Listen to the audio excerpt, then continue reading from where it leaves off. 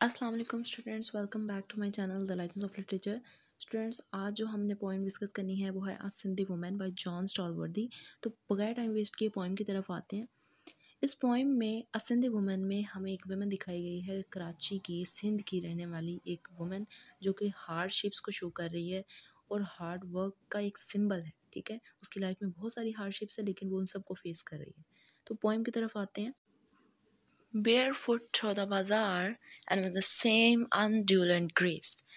As the cloth blown from her face, she glides with a stone jar high on her head, and not a ripple in her tread. तो barefoot through the bazaar मतलब कि वो बाज़ार से जब गुजरती है नंगे पाँव गुजरती है। थ्रू द बाज़ार, बाज़ार से जब वो गुजरी होती है।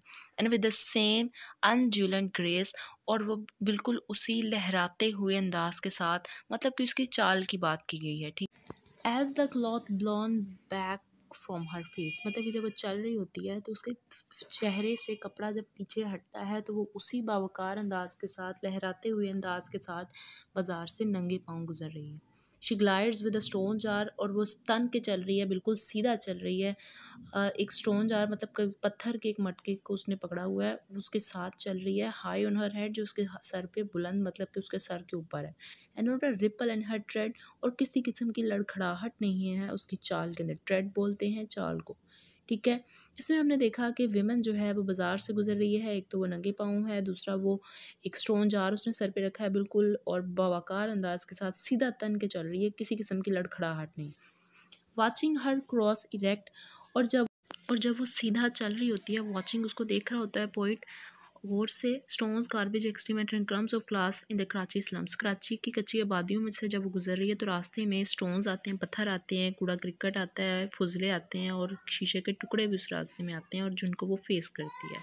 आई विद माई स्टोप रिफ्लेक्ट, यहाँ पे राइटर अपनी बात कर रहा है। कहता है कि मैं अपने झुके हुए जिस्म के साथ, झुके हुए बॉडी के साथ रिफ्लेक्ट, सोचता हूँ।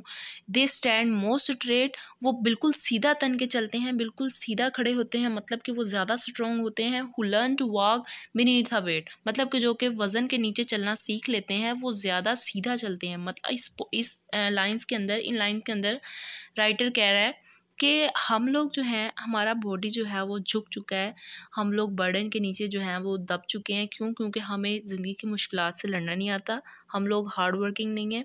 और वो लोग जो कि ज़िंदगी में ज़्यादा हार्ड वर्क करते हैं, स्ट्रगल करते हैं, मेहनत करते हैं, वो लोग ज़्यादा स्ट्रॉन्ग होते हैं एज़ कम्पेयर टू दोस्त जो लोग बिल्कुल भी स्ट्रगल नहीं करते। और वो कह रहा है कि हम लोग जो है, ये मैं झुका हुआ हूँ क्योंकि मैंने जो है वो इतनी मेहनत नहीं की।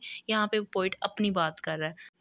इस पोइम में राइटर ने सिंधी वुमेन की तारीफ़ की है। ठीक है, उसकी मेहनत बताया कि वो कितनी मेहनत करती है और बावकार अंदाज के साथ ज़िंदगी की मुश्किलात का जो है वो सामना करती है, और वो ज़्यादा मजबूत है।